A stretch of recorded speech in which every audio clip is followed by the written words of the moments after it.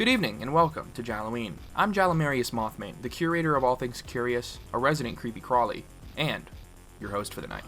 I was on a bit of a time crunch and couldn't afford a costume this year, so let's just say I'm this thing for now, okay? Man, I used to be a cryptid. I shouldn't even have to wear a costume. Hey, don't look at that. I gave that life up to become a curator, to collect, organize, rank, and review in as many ways as mothly possible. And one of my favorite subjects to discuss, as you may know from my previous work, is cinema. I have a goal to curate every movie ever made, and in the spirit of Jalloween, why not explore one of my favorite genres of all time? Jorror! Wait. For anyone over the age of 15, the best thing about fall time is the scary movies you get to watch, either crowded around a TV with those you feel safe with, or alone in the dark, for those brave enough. And in celebration of both, and everyone in between, let's begin ranking every scary movie ever made. Welcome to the Jalloween special, Year 1. Very shortly into the process of working on this video, I realized that some of my takes are less than generally accepted, so to avoid getting reamed in the comments, I've actually come up with a way of making my opinions a tad more objective. Each movie we discuss today will be judged in 10 different categories that I've chosen, and given a score ranging from 1 to 10. This makes it very easy and efficient to see how the films differ, for better or worse. Mainly, this system helps me organize and visualize my thoughts, and still manages somehow to boil each movie down to a single linear number, which, as you can imagine, isn't always easy. The 10 criteria that I've chosen to judge these movies on are 1. Scariness. This is usually an intuitive feeling in your gut more than anything else. 2. The execution, or how effective the experience is as a whole. With the budget the movie in question had, did it accomplish what it was trying to do? 3. Originality/creativity. How clever the movie is and how inspirational the film ends up being for those that come after it. 4. Structures/plot, or how well paced and managed it is. 5. Characters and dialogue, and how believable, likable, and well written and acted they are. 6. Cinematography, how the film looks, how it's lit, what vibe it gives off. 7. Atmosphere, how the movie feels, its flavor, its texture. This could be the sound design, the set design, or any other theatrical tools it may use. Number 8. The music, and how iconic, memorable, and overall effective the score is. Number 9. The effects, be them practical or digital. And finally, number 10. The engagement, aka its ability to keep your attention, something I'm probably struggling to do given this 10-minute intro. Why do 3 of them have a slash? I don't know, because 13 is scarier than 10. Fuck off. Before we dive in, I'd like to admit that not all of these movies are expressly horror films. This list is less ranking 13 scary movies and more ranking 13 movies that have spooky vibes overall, and deciding which one of the best to watch around the Jalloween season. That's just not a very catchy video title.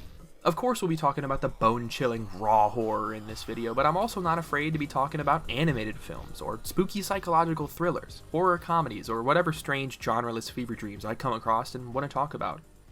And as always in the world of horror, viewer discretion is advised.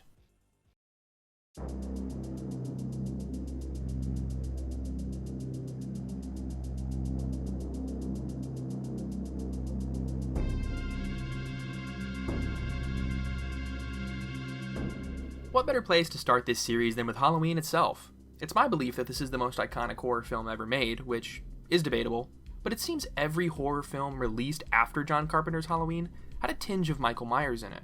But what I find so special about this movie, something that none of its 12 sequels got right, is that Halloween is not supposed to be about Michael Myers. It's about the Shape. Michael was just a boy when he took his sister Judith's life on Halloween night, and he spent the next 15 years in the Smiths Grove mental institution, dead silent the entire time. His overwhelming patience paid off when somehow all the patients managed to escape on the anniversary of his sister's death. Dr. Loomis, Michael's psychiatrist, who is arguably the best part of this movie, has no faith in this guy. He views him as an unknowable, unchanging evil, and promises to stop at nothing to end Michael's return home. He's a force of evil, not a being who enjoys it. He is no man. He is the Shape. This is what Michael was referred to in the credits of this movie back in 1978, and this is ultimately what makes him the quintessential slasher to me. In my opinion, nearly every movie trying to be scary shoots itself in the foot by giving away too much about the villain. But not the Shape. Michael resides in that uncanny valley. He is the personification of the unknown. They mysticize him and really make him feel like a boogeyman. Like, how can he disappear? Is he always real, or is Laurie's mind playing tricks on her? He doesn't speak. We can't even tell if he's supernatural. All we get from him is calm breathing. The biggest and most important question left unanswered by Halloween is why Laurie? Laurie Strode is our final girl, an essential horror staple that she's basically pioneering with this movie. But what makes her relationship with Michael so scary is that he just picks her. Does he know that her father's trying to sell off his child at home? Probably not. Is she just his type? Who knows? This movie carries itself with the mantra show, don't tell, and of course less is more.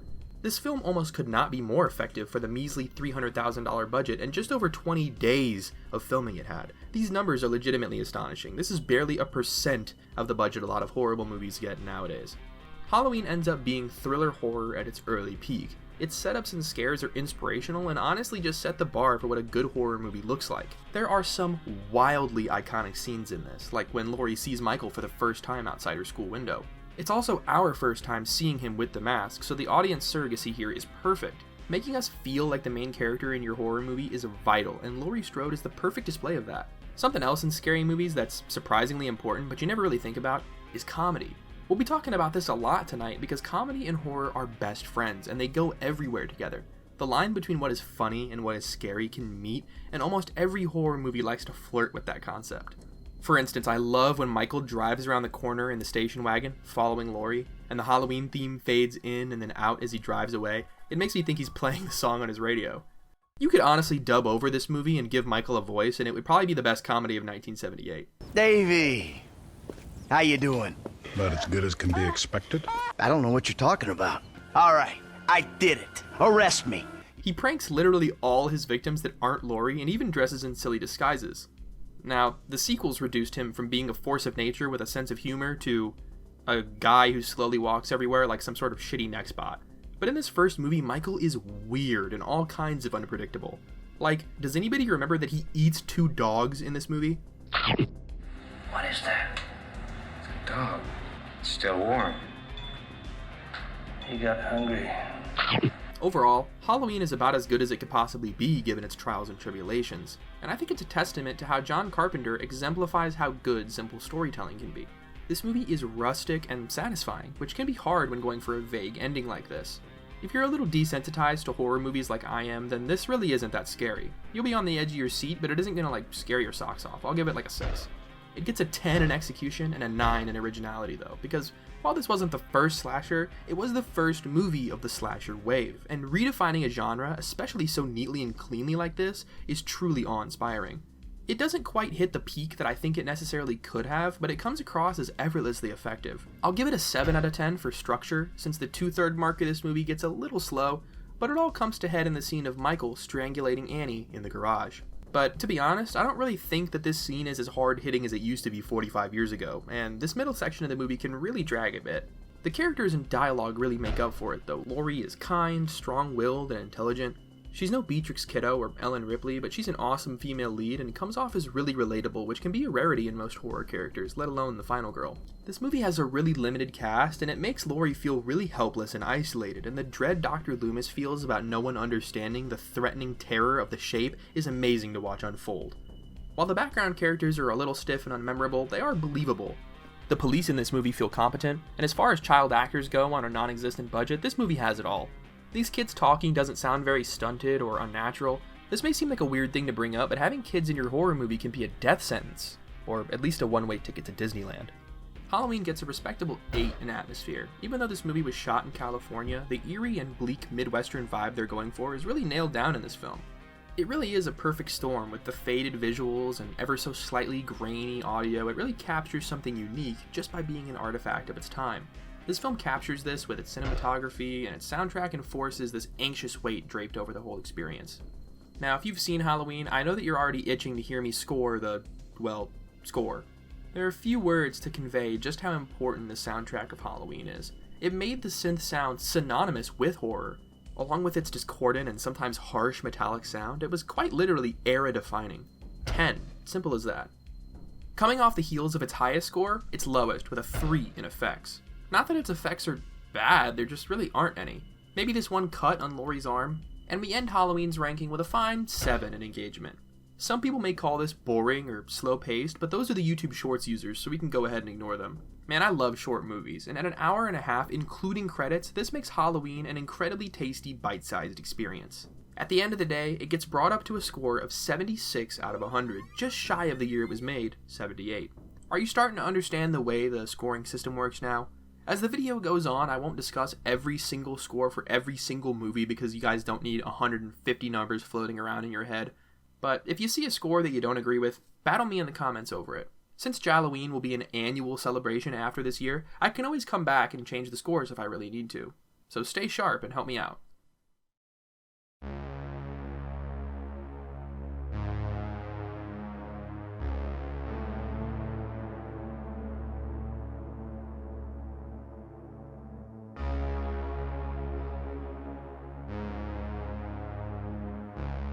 After starting with such a classic, why not look at a new age slasher? One of the only big ones to be released in the last decade, to be quite frank.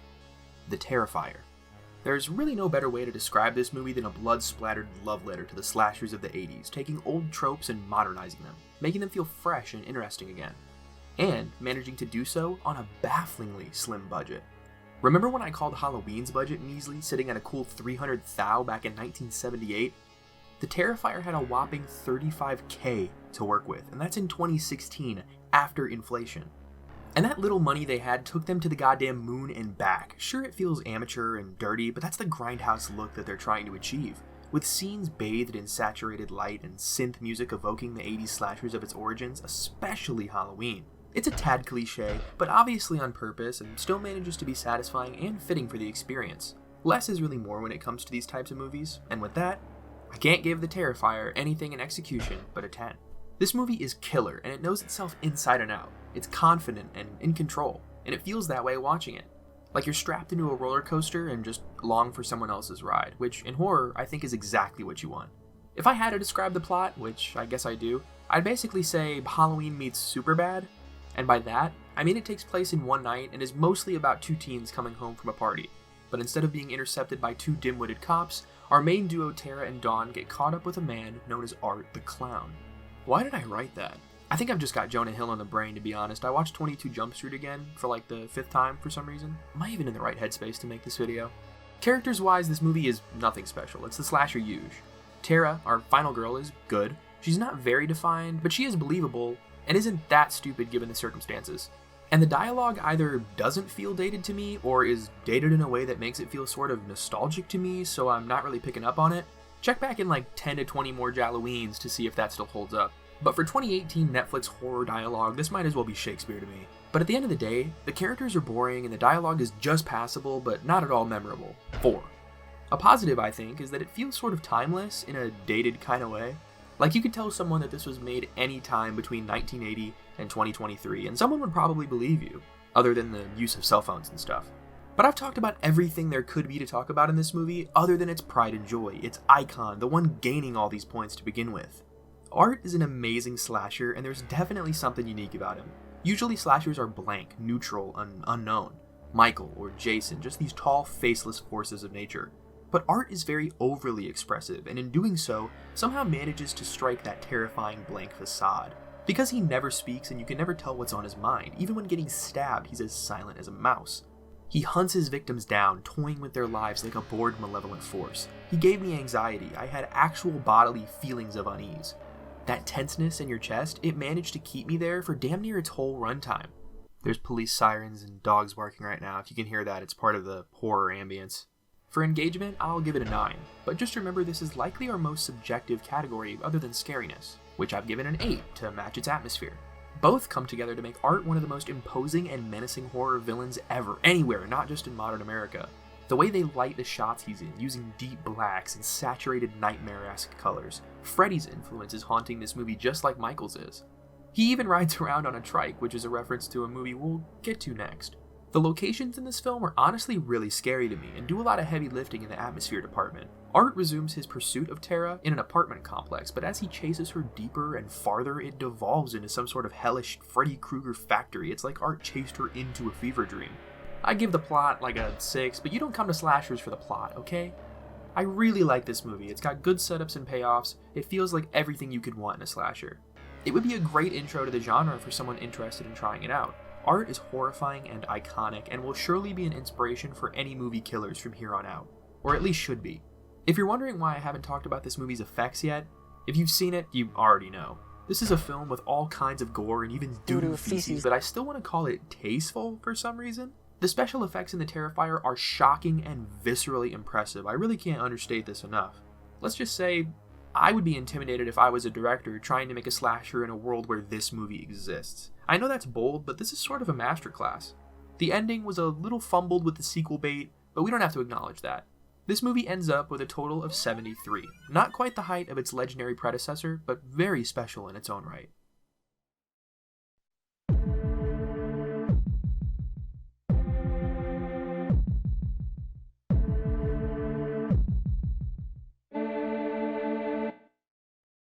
Saw is definitely unique. It's a 40-minute movie about two guys stuck in a room that they added about an hour of exposition to. Alright, stop. Before I rip this movie to shreds like it's in a room of barbed wire, let me preface by saying this entire series has been a guilty pleasure of mine.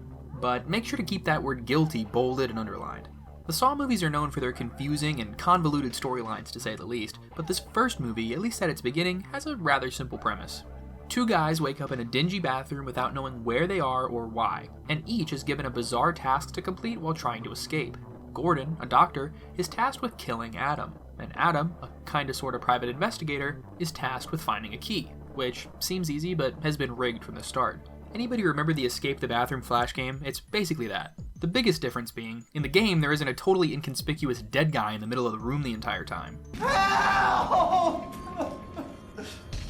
Why is that dead guy breathing? Let's just start scoring. I think the most defining trait of Saw is its vibe. It's going for this dull and ugly, disgusting funhouse type of horror. They succeed in doing this, but to say the movie looks good, even from a technical standpoint, well, is laughable at times, and it shows in the straight-to-DVD looking-ass cinematography. Awkward fades to black and amateur camera work plague this movie. They show flashbacks on top of flashbacks, and I found myself asking, is this happening in the present or not? What is happening right now? It's not all bad though. I mean, the visual of Billy the Puppet is pretty creepy and unique, and the movie is supposed to be grimy and disgusting, so it's kinda hard to fault the movie for being ugly. And there are a lot of good set pieces in this movie, and the montages of the escapes can be really fun to watch despite how nauseating they are. But the quick cuts of people having panic attacks in their traps are more seizure-inducing than scary. If you've never seen a Saw movie before, the basic structure is people who are down on their luck or in a bad situation in life getting put in horrifying human traps, all in an attempt to make them appreciate their lives more, lives that Jigsaw thinks that they're wasting. The killer is known as such because of the jigsaw puzzle pieces found cut out of each of one of the victims who have failed their test. These traps are the most memorable thing about this franchise by far, and everyone who wakes up in one of these weird contraptions is just a pawn in his big game. I'm really surprised there wasn't any chess symbolism in this movie, a bit of a missed opportunity, I think. Yeah, now that I'm thinking about it, why would he go through like a puzzle? That's not very hard at all. Just goes to show how genius he is. Also, weird question, but do the skin puzzle pieces ever come back? What if in one of the sequels somebody's test was like to actually fit them all together? Nah, that's a simple and effective idea. These movies don't do none of that. The plot of this movie is gonna have to get a 3 for me. It's the lowest score Saw will receive, but not by much.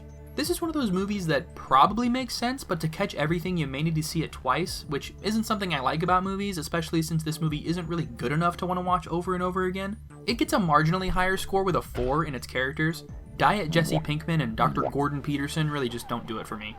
Also, for a blood and guts film, this has like 3 times the exposition dumping that it needs. It constantly reuses footage whenever realizations happen and doesn't let the audience think for themselves at all. The dialogue is weird and sometimes just even stupid. I don't give a crap if you covered yourself in peanut butter and had a 15-hooker gangbang. None of the characters are smart, not even the so-called super genius killer. They have a few bright ideas here and there, but not enough to feel like a real human being. I'm not going to pick apart the why didn't they just do this, they could have done this, because eventually it just melts away and your brain turns into mashed potatoes and you accept that the average IQ in this universe is sitting at a cool 65. Another character in this movie is Zep, one of Jigsaw's underlings, who is basically the villain from Paul Blart, which is kinda cool, I guess. They have like the same plot. And they look similar too, am I crazy? Is it bad that I'd rather be watching that movie right now? I totally forgot to write anything about Amanda because she's boring, but she's in like all 30 sequels, so you may want to take notes too. I'll throw Saw a bone with a 7 in engagement. It's not too long, but it's very clear to me that the footage that they got was like kind of scary, but then they had to keep the audience entertained, so they throw in all this wild editing, and it just isn't very efficient or effective here in 2023. Saw is only going to walk away with a 5 in scariness. Another 5 it gets is its score. The music in this is some royalty-free stuff you'd hear in a haunted house, except for the Saw theme, which I think that they kinda underutilized in this first one. Don't get used to that. This movie is chock full of Half-Life bargain bin sound effects, and the sound design in general is poorly mixed and sometimes just straight up inaccurate to what's happening on screen. Saw gets an 8 in originality. No movie can ever be about a killer using traps, or it'll be forced to somehow escape this movie's shadow. But despite this movie's killer premise, nobody ever dies, and it's so unsatisfying. When they finally do though, the effects are pretty good, and this first movie I'll give it a 6. Saw finishes with a total of 55, which to be honest is higher than I expected. It can't get horrendous scores because, as we'll eventually find out, there are some really bad horror movies out there. I hope enough good ones keep coming out that I never have to resort to watching trash for Jalloween, but I already know that I will. You guys probably have more fun when I'm pissed off anyways. Can we talk about a good movie now? No? Fine.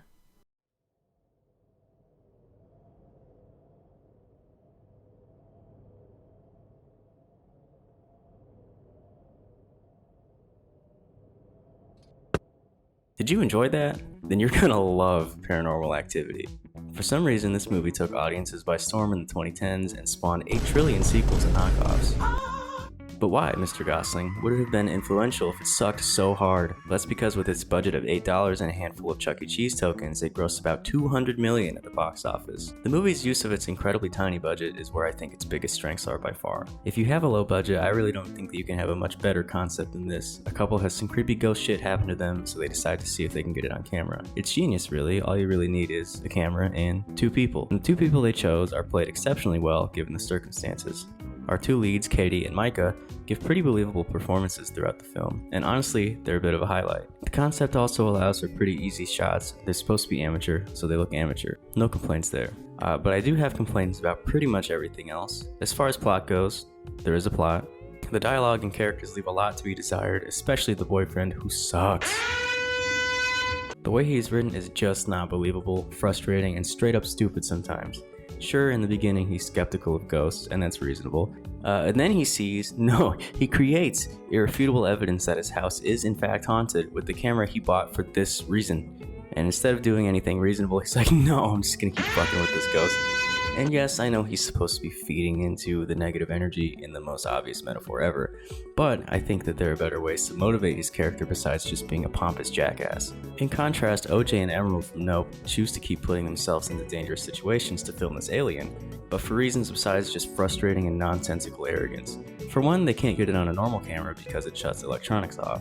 But on a deeper level, they go through these things for their legacy and well-being, seizing the riches and glory that their family rightfully earned. Micah just thinks it'll be cool, or that he can throw hands with the ghost or something. How can you still be this dismissive after seeing a ghost set some shit on fire, dude? You sleep on the girl's side of the bed. You really think you're Patrick Wilson? Get the fucking flash at everyone's face. Why doesn't anybody say anything about that? Wait, did he just teleport? Maybe he can fight this ghost, what the hell? But besides the frustrating characters, I think that this movie is just violently boring. Watching this felt like I was on a different planet where time passes in a different way, like the reverse of that one in Interstellar.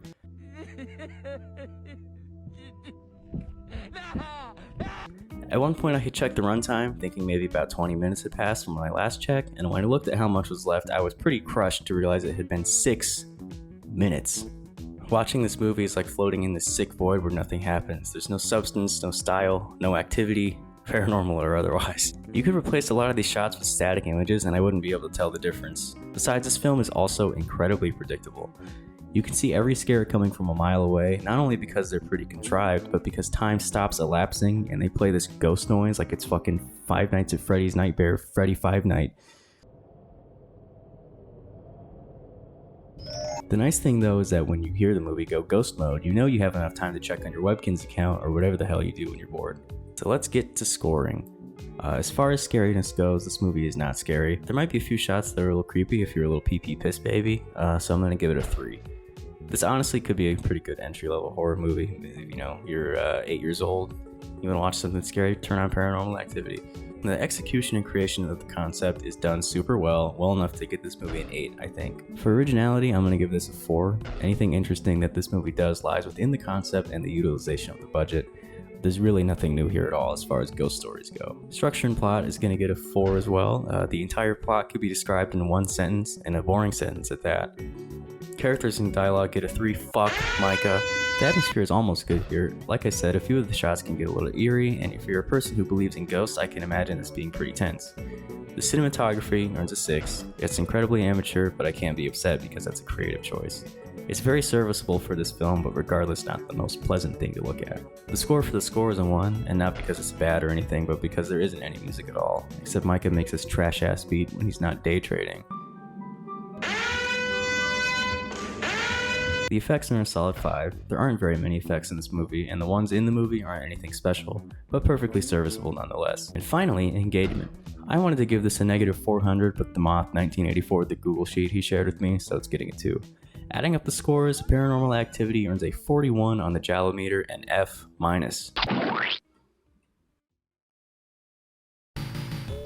Hey y'all, we're about to really get into the meat of this video, and if you're still watching, it's probably safe to say you're at least a little interested in what I do.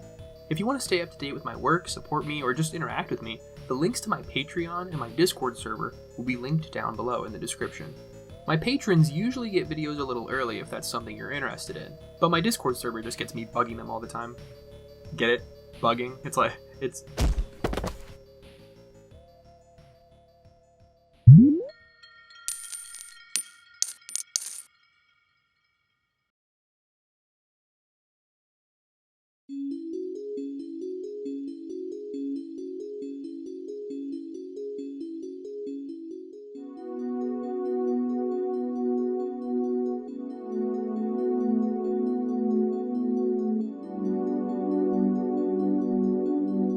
Donnie Darko, much like in his life, is in a strange position on this list, being the first one today that isn't a straight-up horror film.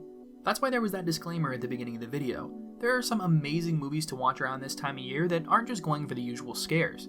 Beetlejuice, The Nightmare Before Christmas, Little Shop of Horrors, even something like Fight Club, and of course, Donnie Darko. Movies like this are often left out of the Halloween discussion, and I think that's kinda mean. We should just let them come on in and enjoy family time with the rest of us. Also, come on, it takes place during October. That alone should get it in here. Do I sound like one of those people that says Die Hard is a Christmas movie? By my logic, I guess it is. I'm gonna defend that. But just because I'm being hospitable does not mean that Donnie Darko gets anything higher than like a 3 in scariness, but I have a sneaking suspicion that it won't matter all too much. What it lacks in scares, it gains in psychological thrill, gripping suspense, and sci-fi intrigue. Donnie is a tweaker who's too smart for his own good, and when he stops taking his normal pills, he suddenly starts to sleepwalk every night, far, far away to seemingly the middle of nowhere, all because he's being beckoned by a mysterious figure in a bunny costume. Frank. Frank is a premonition from a different time, who tells Donnie when the world will end, to the exact minute. He lures Donnie into the future to warn him of this end. He stalks him in his dreams every night of October to give him eerie commands. Some are straightforward, and some are more questionable. Donnie and Frank are ensnared in a time loop of sorts, Frank being the manipulated dead sent back in time to fix what may happen and find the manipulated living. And Donnie, the very man Frank is looking for, is tasked with saving the world as we know it. Donnie goes on an incredibly troubling psychological journey as he spirals and the clock gets closer and closer to doomsday. He becomes overstimulated and lost, like a cornered animal in their last moments, who wants nothing less than to be alone. There is and will never be another movie like this. It feels like a fever dream, but it's so clearly someone's vision. I adore this movie because you can enjoy it without even paying attention to it. It's entertaining enough just being about Jake Gyllenhaal going crazy. But if you look into it and you pay attention to the layers and listen to what the characters are saying, this quickly becomes one of the most interesting films ever put on screen. I could probably make a video discussing this movie that's longer than the thing itself. Speaking of Jake Gyllenhaal, this was his first breakout lead role, and he does phenomenal. Donnie Darko is no easy role to pull off, and he did it like he lived through it. He is Donnie. Jenna Malone is great as Gretchen, and their dialogue together is strange and wonderful. The 6-foot-tall bunny rabbit is incredible too, but if you've never seen this before, I'll leave Frank up to you to find out about. Please go watch this. I'm gonna have to give it a 10 in characters and dialogue. Not only are all the main performances nailed, but every performance is. His mother, his teacher, his nurse, all very defined characters whose personalities feel so much more real than you're used to from a movie like this. If there are any movies like this. Drew Barrymore, Patrick Swayze, even Seth Rogen are in this film, and his cameo isn't even distracting for once. There's a lot of talent here. Also, I almost did a spit take because is that the fucking teacher from iCarly? Who wrote this? Who wrote this lie? Never in my life did I expect an iCarly character to be in... You're kidding me. Donnie Darko has a really solid atmosphere. It's dated, but in a really deliberate way. It's tasteful, like it was clearly written by someone who lived through that time. It almost feels like an old point-and-click horror game too, but once again in the very best way possible. Its cinematography has its ups and downs, but it manages to be both very theatrical and also very human and down-to-earth.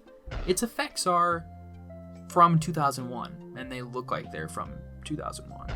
These last 3 scores, though, elevate this movie to a new extreme. Firstly, with the score! Mwah, it was like this soundtrack was designed for me. Half of it are these poppy 80s sad jams like Head Over Heels and Mad World, but the second half is the original score, which connects with me deeply and personally. The roaring bass sound from Donnie's nightmares are amazing, and the droning, anxiety-inducing music from this somehow still finds a way to be a total earworm. Donnie Darko is delightfully weird and hilariously poignant. When it comes to time travel shenanigans, it holds its ground, and was so engaging I didn't touch my phone at all. I hardly even wanted to take notes while I was watching this. I really enjoy its running theme of the battle between fear and love, and how the movie explores and personifies those two attributes. For a random movie that came out of nowhere from a director who didn't make much else, this movie sticks its landing with a 10. Donnie Darko becomes our new record to beat, and I feel no shame in this being so highly rated. It's one of the best viewing experiences one can have this time of year. I can't exactly put my finger on why, but if you like Jujutsu Kaisen, you will probably like this. Intelligently written, edgy, dark, manic sorcery is probably the reason. Continuing with anime asides, this movie does what Evangelion wanted to do with its complex and mind-shattering ending, but doesn't make it feel jarring and stupid. I feel like I need a third reference to round this out. Frank is Donnie's stand. Yeah, that makes sense.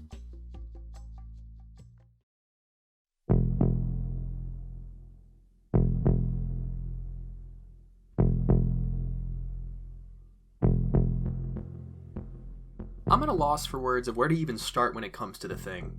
Firstly, I'm trying to stay as unbiased as I can since it's one of my favorite movies of all time. And second of all, its lead is probably my favorite actor. Bernd Krennels, Kurt Russells, Spurt Krentist, Kurt Lentils, Quint of Sensual, until I do the Tarantino tier list and rant about Christoph Waltz ad nauseum. The Thing follows R.J. McCready, a helicopter pilot stationed at a research base deep into Antarctica. The base is run by a dozen men, a doctor, a biologist, a mechanic, a cook, a dog handler, and so on, men from all walks of life, finding it difficult enough just to coexist. All the characters are great and rather memorable. I can't give it a 10 since I couldn't remember most of their names despite being a huge fan of this movie who's seen it more times than I can count. But I have short-term memory loss and I'm way better with faces, and the dialogue is amazing and needed to be rewarded. The men's daily tasks are all put to a halt when a stray dog sprints to their facility, being chased by a Norwegian helicopter. The 2 men operating it give their lives to try to stop this dog, but US Outpost 31 decides to let the poor thing in anyways. After being led inside, it becomes more and more clear that this husky was being hunted for a reason, and it's eventually revealed that this is no animal at all. This Norwegian sled dog is played by a Washingtonian Siberian husky named Jed. I'm going to gloss over how moronic Washingtonian sounds, and praise this incredible boy for a second. I'm not sure how steep the competition is, but this has got to be the greatest dog actor of all time. I know people bring this up all the time when discussing this movie, but damn if it isn't impressive. This little dude is scary. Because of Abed from Community, I always want to refer to these as bottle episodes, but movies set in one location like this are really called chamber pieces, which sounds really badass, to be honest. I think The Thing is my favorite chamber piece I've ever seen, even better than The Hateful Eight. Speaking of that movie, did you guys know that the amazing score to The Hateful Eight is actually just unused music from The Thing? That's right. Ennio Morricone is basically just a cheat code to getting an instant 10 in the score category, but when in conjunction with John Carpenter's iconic synth, you truly could not ask for a better horror soundtrack. No wonder Tarantino wanted the scraps. I should have probably opened this by saying this movie is basically Among Us. Someone in the crew is an imposter, an alien imitation trying to replicate the human form. The reason it doesn't just instantly slaughter all the men with its immense power as a being from beyond is because it wants them to try to fly back to civilization so it doesn't freeze into the earth for another 100,000 years. This time it wants the world. Some men realize this and it breaks them. Some seem not to care what the beast wants. Some just want to survive. It breaks all of them differently, and it's written in a really smart and interesting way.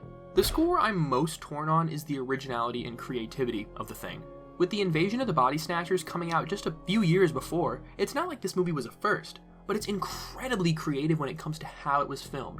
What I'll settle on is giving it a 6. But to make up for it, let's max out execution.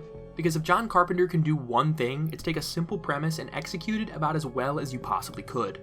Well, I mean, don't watch like most of his movies, and that's true. Its other 10 is going to be in effects. I mean, do I really have to say anything about this? The effects are so good that I can't show any of the best ones because YouTube will hunt me down and absorb me like The Thing. Believe it or not, that's the fate of over 90% of small channels. This film is the gold standard for practical effects, and launched Rob Bottin's name in the industry to a new level. The level of shocking and disturbing transformations we get in this movie is just a treat. Just so you don't think I'm a freak, I should probably mention that I'm a really big fan of body horror, but now that I'm saying it aloud, I'm not sure I'm helping my case. Its atmosphere is something to be studied for sure. The isolation of the US Outpost 31 is just such a good setting for a movie. Like, you'd think it'd become boring or dull fast, but this movie actually has some really great set pieces. The cinematography is going to get a 9 from me, because of how many smart camera tricks they use to pull some of this stuff off. But at the end of the day, The Thing isn't that scary. I'm going to give it a 6. I'm going to give it a 7. I feel like fitting it between Halloween and The Terrifier makes sense in my head. Like, there's a degree of separation there. God, I love the scoring system. I feel like I really wouldn't know what to say without it. And finally, I think The Thing is highly engaging. It's an intelligent suspense thriller like The Shining, but it's not going to eat 3 hours of your day. It keeps all sorts of things intentionally vague, so not even you know who's infected. And it's incredibly effective at making us just as suspicious as the characters are. This movie is full of twists and turns and sticks its ambiguous ending like a beast. Or a thing. I was praying to dark forces you couldn't even dream of to make sure that this movie topped the list, and it looks like it paid off. With a new high score of 90, The Thing takes the cake. Cake, huh? Ooh, I knew this video needed something. A final girl of its own. Does it count if she's the only girl?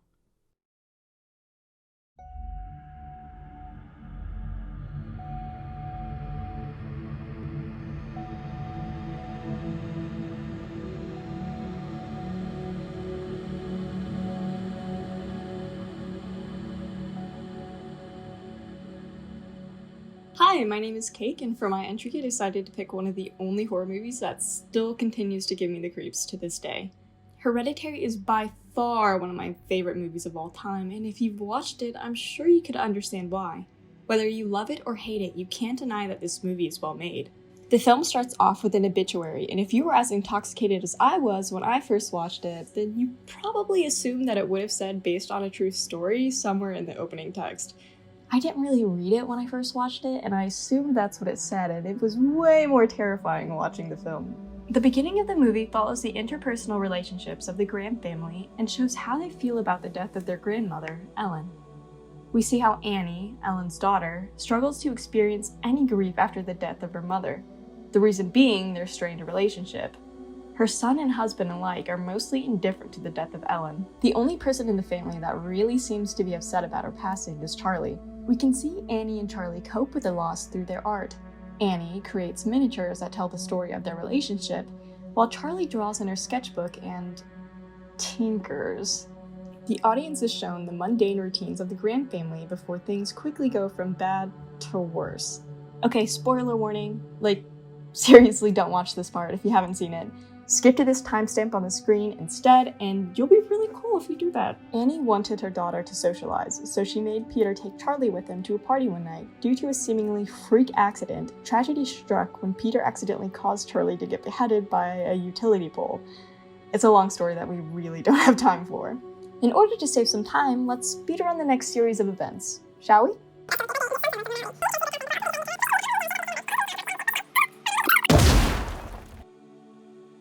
And then the movie ends and we realize that Charlie was some devil king named Paimon, and that the entire series of events throughout the movie were bound to happen no matter what. Okay, spoilers over. The entire film is sprinkled with foreshadowing, symbolism, both metaphorical and literal, hidden meanings, and freaky stuff. Rewatching the film and knowing what I did made me able to catch on to the little pieces that truly add some oomph to the film. I'm not saying you have to rewatch Hereditary a million times to truly appreciate it. I'm just saying that rewatching it might make you slap yourself on the face and go, no wonder that happened, and or make you a lot more creeped out with some of the character interactions. Execution is a 10 because holy hell, I could not find one thing in this movie that did not serve the purpose of the story amazingly. Speaking of the story is so well done and captivating.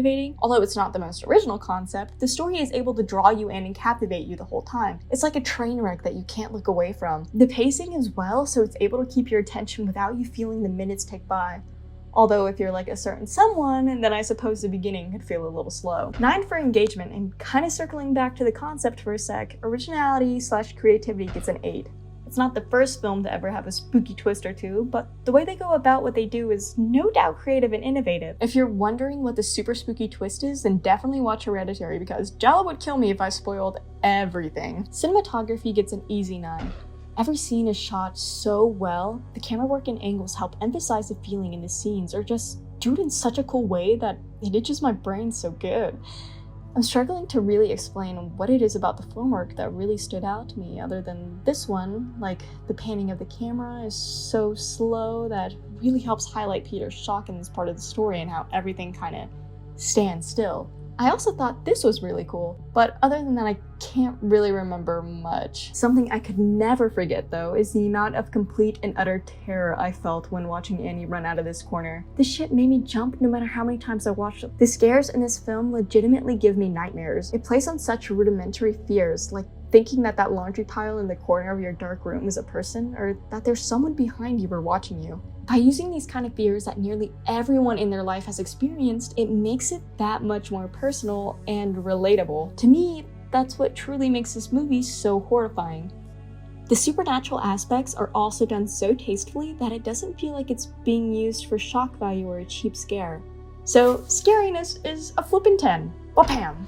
Something that largely contributes to a film's scariness is its atmosphere. Without it, the horror doesn't pack as good of a punch. The atmosphere of this film gets a 10. Not only do you feel dread throughout the complete batshit crazy scenes, you feel tense when characters disagree or argue, and you can really feel the grief that overtakes Annie. The mise-en-scène is created so masterfully that you can feel exactly how the director wanted you to feel. Not only does the set design do a great job at fulfilling this purpose, but the score does as well. Speaking of, the score of this film is something that I tried to pay attention to as closely as I could, and I'm glad that I did. The music helps sets the mood of the scene and helps portray characters' inner feelings, like the thumping in the music during intense scenes, but the two songs that really carry the score are Mothers and Daughters and Reborn, written by Colin Stetson. The similarities of both songs are so nice, and you wouldn't really notice a difference while watching the film unless you're some music ed major or paid closer attention than I did. Score gets a 9. The last two 9s are for the structure/plot and effects. The order of events, the setup, the execution, the story, the theme, the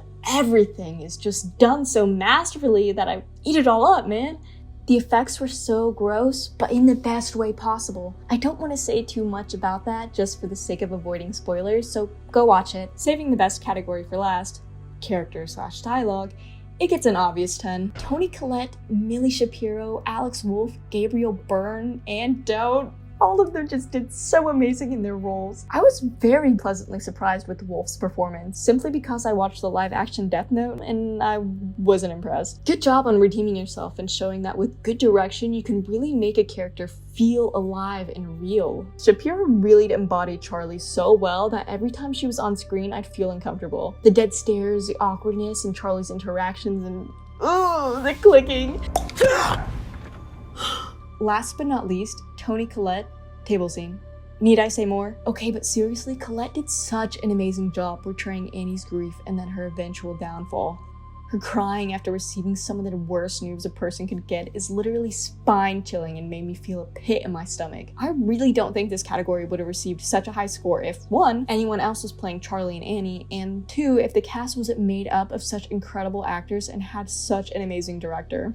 Anyways, that concludes my Hereditary portion of this video. If you like what I had to say, go sub to my channel. Okay, peace. Oh wait, I forgot to mention that the total score of Hereditary is 93, making it the new #1 so far. Honestly, if I had it my way, I would have given it like 98, so whatever.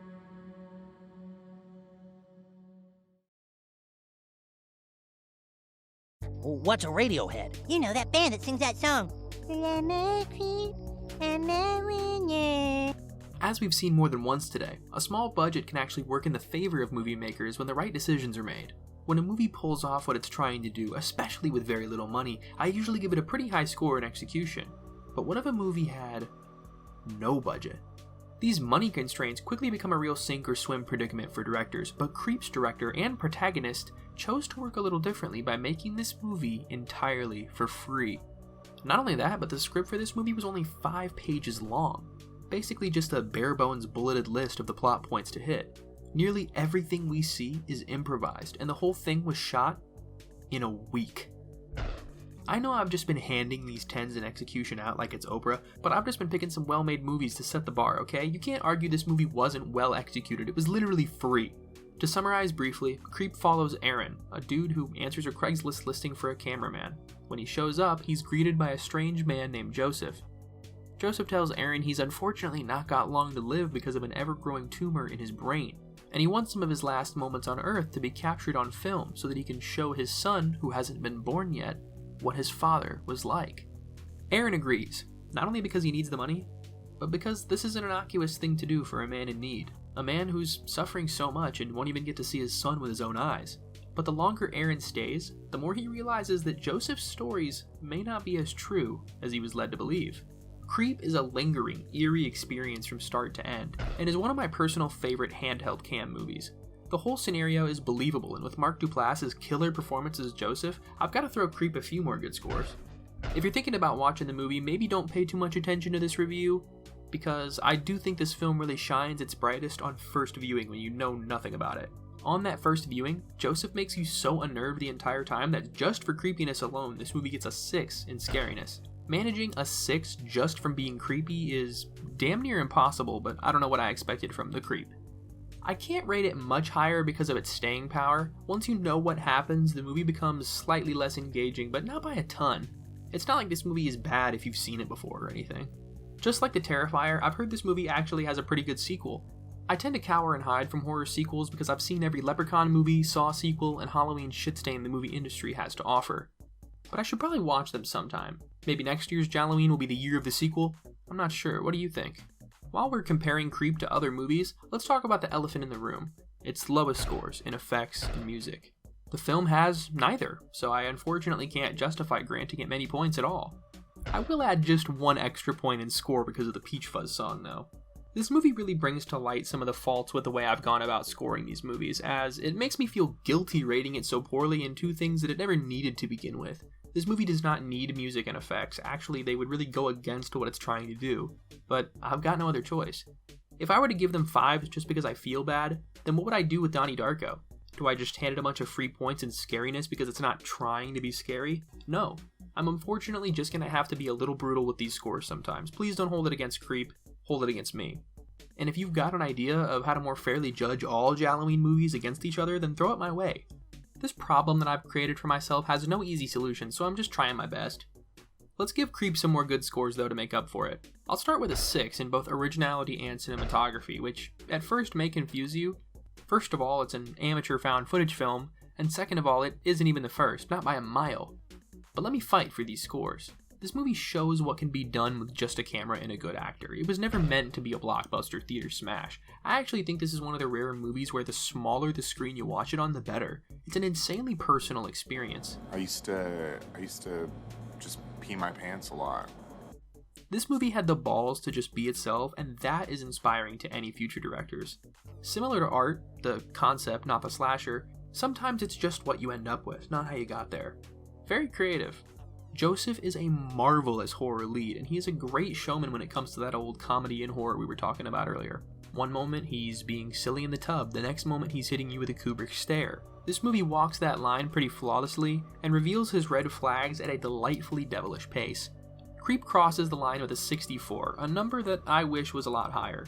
I agree with all the scores I've given it, and placing it between Saw and The Terrifier does make sense to me, but it seems the Jallometer may be slightly faulty.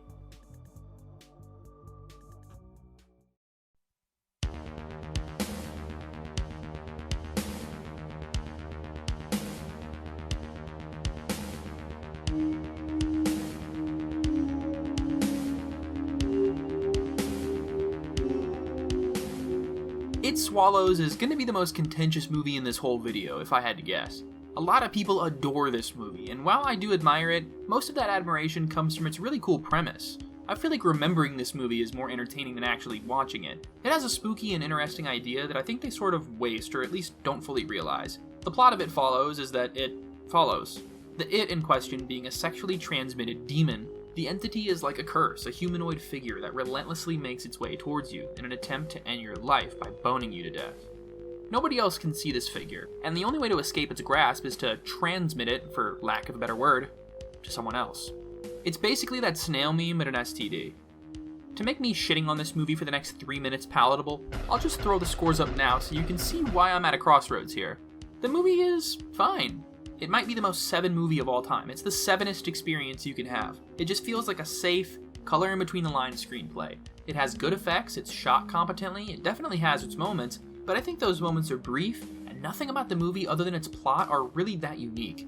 The reason it feels so disappointing, at least to me, is because it really reeks of missed potential. It's like a roller coaster you thought was going to blow your mind, and then it just ended up being sort of a kiddie ride. It's got a creative story, but all it does is sort of rip off Halloween and The Thing. It's just a shape-shifting thing that slowly and silently walks towards you. Not at all creative, but I like how it sounds conceptually if it were to be executed well. So I should like this, right? Well, the first main drawback of It Follows to me are its characters. I've seen this like half a dozen times, and halfway through I was still asking what the main character's name was. It's Jay, by the way, and her actress Micah Monroe does an okay job. She looks like she's trying her best. I have no real better way to say this than she doesn't really have a very scared face. This movie really needed a Shelley Duvall or a Toni Collette, someone who can really look like they are being eaten alive by paranoia. Something about Jay's characterization just doesn't sit right with me. She's not convincing me that she's being pursued by an unstoppable force. I had a more afraid look on my face at my last prostate exam. But it's not just our final girl's performance that falls a little flat for me. None of the actors really stick the landing. Except for Kevin from Fred. He's doing just fine. He can keep doing what he's doing. I cared about Jay and Paul from this movie about half as much as I cared about Rocky and Alex from Don't Breathe, which is a movie that I'll probably talk about next year. Something else Don't Breathe beats this movie in is its depiction of Detroit. They really use the setting and make it look as scary as it can really be in the dilapidated Midwest. It's not that It Follows doesn't utilize the location at all. For instance, Kevin hides out in an abandoned house. I don't want it to seem like this movie doesn't have its positives. We get to see a few different people handle the follower, which is interesting. The chiptune synth is pretty cool. The trade game they play is a really charming dialogue sequence. It's not that bad at exposition dumping. Something specific I really like about this movie is that they don't fall into the misunderstanding pothole of none of her friends believing her, and I will applaud it for that.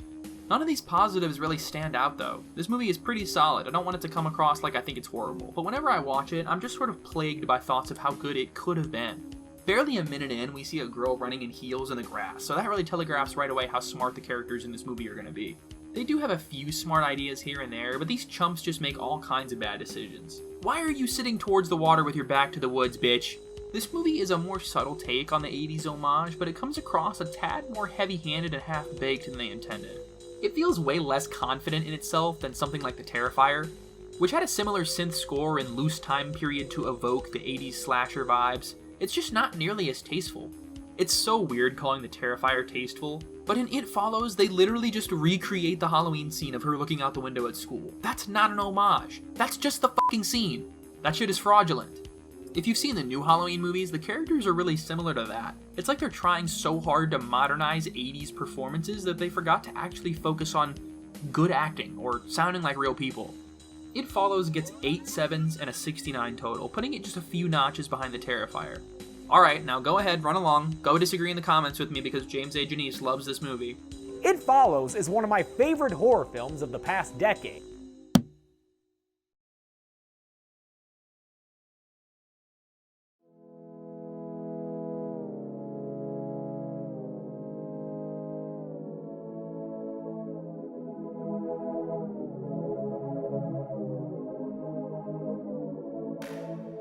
This has got to be one of the more enjoyable movie watching experience that I've ever had in my life. And it's going to be hard to talk about this one without spoiling anything, so I'll just say watch this movie.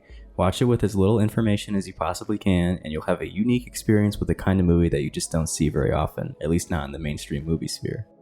Now don't worry Barbies and Kens, I'll tell you when there's going to be spoilers and how to avoid them. You're safe with me. Don't worry, I got you. Daddy got you. Daddy, come over now. saved my life. You made a vow. Sounds good. So the IMDb summary is as follows. Madison is paralyzed by shocking visions of grisly murders, and her torment worsens as she discovers that these waking dreams are in fact terrifying realities. And that's kind of accurate. This film is shot incredibly well, and the sound design is great. The colors are very nicely saturated, the framing is interesting, and there are a lot of super well-crafted scenes that appear to be one shot. One of my favorites is this Hotline Miami shot where the camera is positioned above our main character Madison and follows her as she frantically moves throughout this house. This highlights the great choreography that's sprinkled throughout the film as well, but we'll touch more on that later. Or now? Oh, like right now. Okay, the moth is telling me right now, I guess we'll just do it live, fuck it! I'll write it and we'll do it live! So the first half or so of this movie is pretty generic. Madison gets her head bashed into a wall by her scumbag boyfriend and starts seeing creepy visions of people getting murdered. We see glimpses of the murderer character Gabriel, who I think is pretty awesome looking and an imposing villain. It's well made, relatively entertaining, and visually awesome, but a pretty by-the-numbers James Wan flick. And then there's this reveal that Gabriel is actually Madison's evil conjoined twin that was stuffed into her skull when she was a child, and wow, that is a baffling sentence I just said. Gabriel is taking over her body and using it to murder the doctors who wronged him all those years ago in crazy fashion. Cut out the cancer. This plot twist, though, is much less jarring than the shift in tone. The movie turns into fucking Fright Club. If I had a nickel for every time a movie featuring a protagonist with a split personality also featured Where Is My Mind by the Pixies, I would have 2 nickels. Which isn't a lot, but it's weird that it's happened twice. There is a brilliant fight scene where Gabriel slaughters like 30 cops in this enormous police station in hilarious and awesomely choreographed fashion. He awkwardly yet gracefully maneuvers the body of a comatose Madison backwards, using her as a vehicle for his carnage. I had my jaw on the floor for this entire sequence. It's funny, it's campy, it's unhinged, and it's so much fun. It goes from a typical but serviceable modern horror to a sci-fi, paranormal, body horror, action, comedy, slasher, B-movie. It felt like a love letter and callback to campy and schlocky Sam Raimi movies like Evil Dead 2 or slashers like A Nightmare on Elm Street, down to the throwback synth soundtrack. It feels like James Wan asked for a bunch of money from Warner Brothers and they were like, sure dude, go make another $1 trillion franchise you can make sequels for, and then he went and made this as a practical joke. I'm sure plenty of people came into this expecting The Conjuring 12 and were very surprised. I can practically imagine James Wan cackling behind the camera as he filmed this shot of Gabriel throwing a chair at these cops.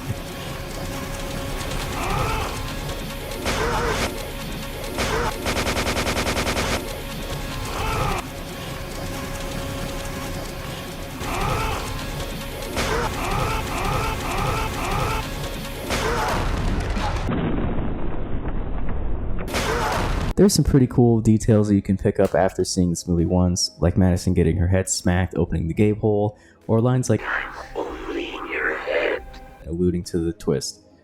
I'm not a fan though of the incredibly heavy-handed exposition we get in the latter half of the movie. They very explicitly explain things and even show flashbacks as if they're spoon-feeding the audience. Metal Gear, Revolution, Rex, Psycho Mantis, second floor basement. I think these things should have been left to the audience to figure out, and they feel pretty out of place and annoying here. A lot of the dialogue is pretty silly or outright bad in general, but I think the completely serious delivery excuses it a little bit and only enhances the B-movie experience. It's time. We cut out the cancer. As far as other negatives go, I think that these cops are a little bit tropey, but not distractingly so. I also think that the abusive husband/boyfriend character could have either been rewritten or changed entirely. I think it's a pretty lazy choice, and her trauma isn't really addressed in any interesting or constructive ways. Or, like it all, past the conversation about the dent in the drywall. There's maybe a line or two at the end that could be interpreted to be about her ex-boyfriend, but I feel like the movie is going for a more literal approach. Wouldn't seeing the husband get butchered in the beginning be a lot more impactful if he was a perfectly normal and sweet guy, probably played by Patrick Wilson, and Madison just slipped on a banana peel or something? That could have given Madison more fire in the final confrontation with Gabriel, and maybe we could have even avoided this goofy-ass miscarriage line. Madison, he killed your babies! He was the cause of your miscarriages! Actually, that's kind of awesome, never mind. Moving into scores, scariness gets a solid 6. I don't think there's anything too crazy here, but Gabriel is pretty menacing and there are some very tense scenes. I do think that there is a lack of a sense of danger when it comes to Madison, though. Execution gets a 7, and originality gets an 8. A backwards possession is so much fun to see and not something that I've ever seen in a film before. Structure comes in at a 6, nothing special, and the characters get a 4. I don't think that the characters are very strong. Madison and most of the other characters are fine, but I think Gabriel is really the only standout. The atmosphere and cinematography get an 8 and 9 respectively. The film builds a very creepy atmosphere with its sound design, and especially its cinematography. There are a lot of great shots in this film. The score is a lot of fun and gets a 7. It's very retro, and the use of Where Is My Mind is so on the nose that it's funny. Effects get a very solid 8. I think Gabriel and the gore look great, and so do some of the trippier transition effects in the first half of the movie. And finally, engagement gets an 8 as well. I haven't met anyone who was able to take their eyes off the screen when Gabriel comes out to play, regardless of how they felt about the rest of the movie.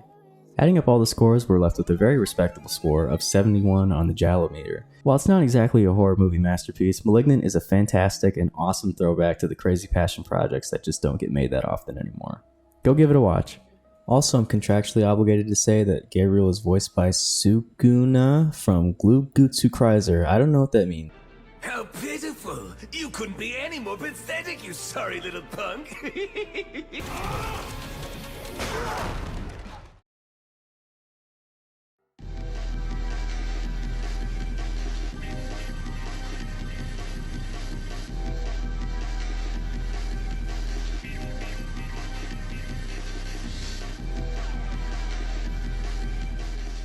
Alright, so does Darkman deserve to be here? Well, it isn't really scary, but Google calls it an action horror. It does have scary themes and a dark story. It's directed by horror icon Sam Raimi. It's got a Danny Elfman score. It's got this campy Ghostbusters-esque 80s feel that is perfect to watch around the fall time. If you're like me, when the leaves start to turn orange, you like watching cozy movies, usually 80s classics. Then the closer to October it gets, the weirder and scarier the movies get. This is a good movie to watch during that transitional period. It's got spooky Halloween vibes, but no, I wouldn't necessarily call it a horror film. But let's talk about it anyways, since I watched it. And now I've got things to say about it, so this video's integrity be damned. Darkman is about a scientist played by Liam Neeson trying to develop synthetic skin. But when his laboratory is invaded by low-level thugs of a local crime syndicate, Dr. Peyton Wilder is dunked in his own acidic solution and electrocuted beyond recognition. The entire building blows up and Wilder is thought dead by everyone, even his fiancée. And in some way, they're right. But the disfigured doctor lives on, and now leads a secret life of bloodthirsty revenge. He builds himself a bat cave basically in the remains of his old lab, and begins trying to fix himself. That explanation is alright, but I could never do a Raimi movie justice with just words. While this movie isn't amazing, it's really alive and it's full of character. It's based on a graphic novel, and if the Spider-Man movies have taught us anything, it's that Sam Raimi knows how to make a pretty entertaining cape shit. Also maybe that thing about responsibility, but I like how much this movie embraces that comic influence. The villains are comedically evil, and I feel like you're just meant to sort of ignore whatever evil plan they had. Trying to get some files or something? Who cares? Every character is eccentric and extra as hell. One of the crime dudes just collects fingers. Are the characters written well? No. And neither really is the movie. This has a wildly uninteresting B-plot full of boring exposition, just an excuse to have a bunch of crazy shit happen on screen. But I like it when the crazy shit is happening, I mean, what can I say? I love revenge movies, and especially dark thriller revenge movies, so I was really hyped to watch this. I had never seen it before, and I love Evil Dead, and we'll definitely cover those eventually, so I thought, hey, why not watch its weird cousin? And I'm glad I did. It's got really good sequences with fun camera work. I personally am very intoxicated with this late 80s retro atmosphere, and any movie with a Danny Elfman score is going to be pretty dang engaging. Here are my disconnected complaints 3. He talks flawlessly with no lips, and I thought that was stupid. Watching this movie, it's painfully obvious that this is an adaptation. And I think the casting of Liam Neeson over Bruce Campbell was weird, especially since, spoiler, by the end of the movie the character is wearing Bruce Campbell's face anyways. To be honest though, the character of Dr. Wilder feels like it was written just for Nicolas Cage, and he would have added a whole nother layer to this experience if this performance was his. Darkman is a campy, comedy, classic monster, action, superhero, vaguely horror movie, and it earns a special place in my heart just for that, but it earns just shy of a 60 on the Jallometer. If you like Sam Raimi already, definitely watch this. If you've never heard of him, maybe just watch David Firth's Burnt Faceman series here on YouTube instead. Help! Help! My baby's falling from that tall building over there! Fear not, for my laser eyes will catch her!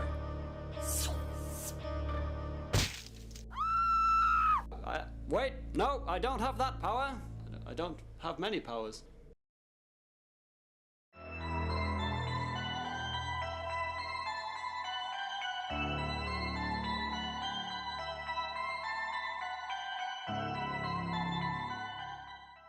The Exorcist is hailed as being one of the greatest horror movies ever made, and that's one of the rare horror opinions I think I actually agree with. I think plenty of young people nowadays have heard of this movie and understand how popular and influential it was, but just haven't seen it. I mean, that was me just over a year ago. This movie was just so old and so classic that I was like, eh. But after giving in and sitting down to watch it, I feel like that gif of Danny DeVito that people caption with all kinds of degeneracy. I've noticed a general pattern here, and that's the more I like a movie, the less I have to say about it sometimes. So don't fault me if this review isn't too long. I just honestly think The Exorcist kind of speaks for itself. The story follows a young girl named Reagan, living with her very successful actress mother, Chris McNeil. No, not Chris O'Neill, but just moving to a new city is the least of their problems, when Reagan starts acting stranger and stranger against her own will. Psychologists urge Chris that this is just Reagan acting out, and nothing more than some sort of episode or chemical imbalance. But by the time her daughter's sickness is undeniably paranormal in nature, it's far too late for any doctor to do anything. Reagan starts swearing, saying words that she's probably never heard before, in a demonic and terrifying voice. She's completely off a perk and starts tweaking hard. And Chris is a really great mom, so she decides to seek out an answer the only place she can find it. Alternative medicine! After hearing that Catholics are so stuck in the past that they legitimately still offer exorcisms, she begs and pleads until one man is brave enough, or perhaps scared enough, to attempt one. Father Damien Karras. This man is a wonderful segue into the scoring of the characters, since he and every other phenomenal performance deserve nothing but a 10. The most noteworthy performance by far is that of the main character, Linda Blair's portrayal of Reagan McNeil. Like I said however long ago, children in your horror movie is a one-way ticket to Disneyland, so most horrors refrain from having many at all, let alone having one play its main antagonist. Linda was just 13 when she played Reagan, and saying she gave it her all would be the understatement of the century. She was covered in makeup, and this was the 70s, so you already know it was so toxic and corrosive that it ate right through her skin and left her with burns all over her face and hands.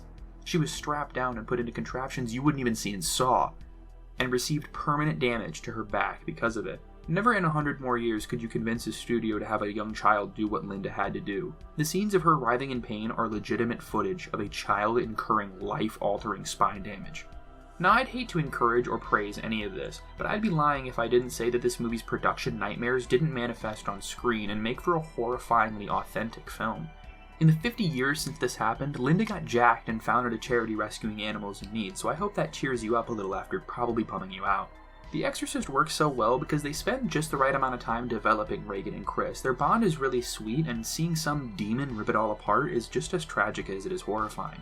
Now, Linda's performance alone would get The Exorcist close to a 10, but then add Max von Sydow and Ellen Burstyn. Is her last name really Burstyn? I've never read that out loud before. But as I said, Father Karras is my favorite character in this movie. Jason Miller, who played Damien, really wasn't in much else. He passed away in 2001, and I'm very upset he wasn't in more films and isn't more highly praised today. His character is very complex. He's a psychiatric doctor who was at first very skeptical of Reagan's possession.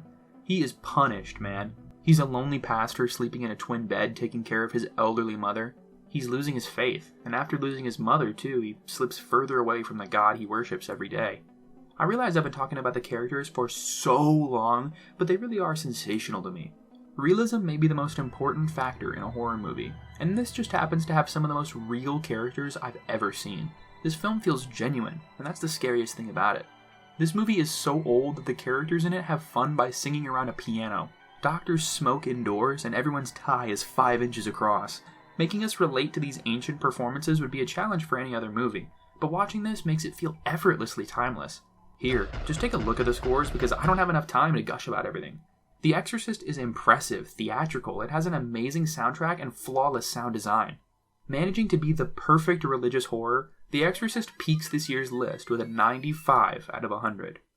I'm not even trying to be cynical, but it truly feels like they just don't make movies like this anymore.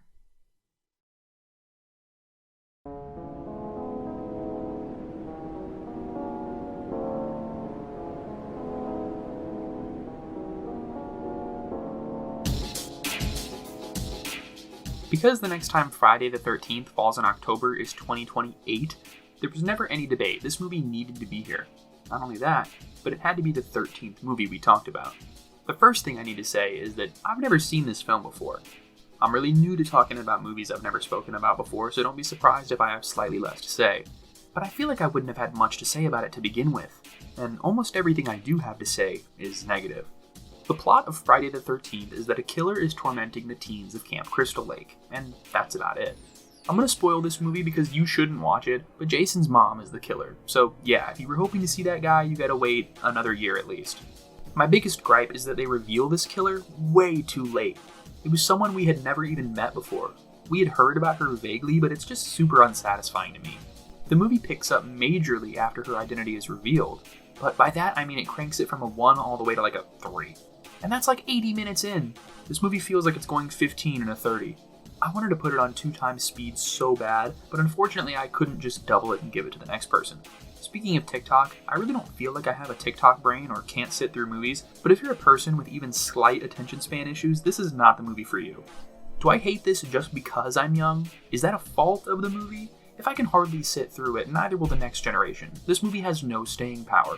This is like a movie you'd put on as background noise to get busy with your GF in a better written horror movie. I really can't argue for it having anything higher than a 2 in engagement. Halfway through the movie, me and my baby girls somehow started talking about Zookeeper starring Kevin James. This entertained us for like 20 minutes, and we ended up getting into a heated argument on if Zookeeper 2 was ever made. Me and my fat gay cameraman both vividly remember cringing at trailers for a Zookeeper 2, but Ryan Gosling and the Evbug thought we were gaslighting them. I think Cake was off somewhere trying to shorten her 15-page essay on Hereditary. Is this the Mandela effect? Lost media? Does anybody else remember Zookeeper 2? But either way, that was by far the most enjoyable experience this movie gave me. I looked up the budget of this movie hoping to see like $10 so I could at least cut it some slack in execution, but when I saw that it was $500,000, over $2 million in today's money, I gagged.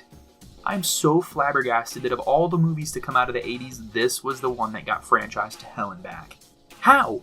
In a post-Halloween, post-Texas Chainsaw world, why did this movie ever even graze the mainstream?